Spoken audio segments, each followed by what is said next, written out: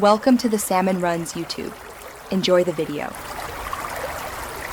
You begin by preparing the essentials: fresh batteries and the TV turned on to a visible channel so you can see responses.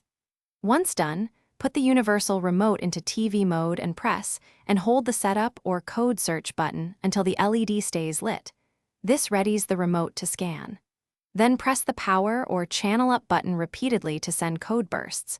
Watch the TV for any change. You do this because the remote cycles vendor codes until it finds one your TV understands.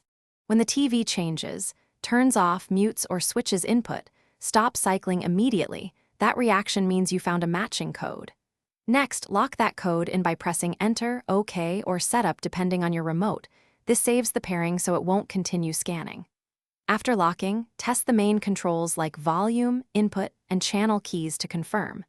If some functions fail, make sure you scan long enough and we're pointing at the TV. Different brands require slightly different code blocks, so be methodical. To finish, systematically test every primary function: power, volume, input, and guide.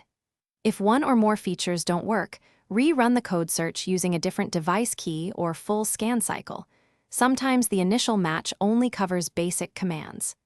If the remote behaves erratically, reset it by removing batteries for 30 seconds and retry the procedure. One key troubleshooting tip: ensure a clear infrared line of sight and short distance during scanning. Obstructions or long range often prevent code detection. Thanks for watching. Consider subscribing if we helped you.